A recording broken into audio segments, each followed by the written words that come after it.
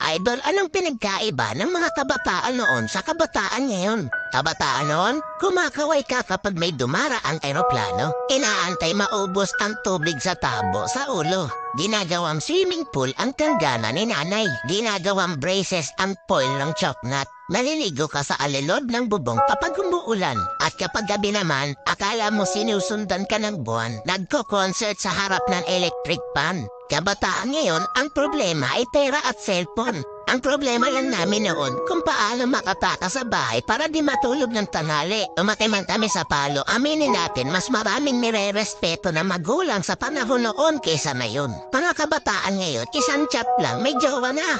Kami noon sa claims lang umaasa. Broken-hearted, papad friends ang resulta. Mga kabataan noon, ang dami ng alam na trabaho. Kesa sa kabataan ngayon, tamad na, puro pa gadgets, di pa mautusan. Minsan nagiging ibon, minsan nagiging panike. Wait lang. Batako. Idol, hindi kawawa ang batang inuutusan sa gawaing bahay. Ang kawawa ay yung batang lumalaki na walang alam sa buhay. Yung nakaranas lang ang pupuso nito. Real talk yan.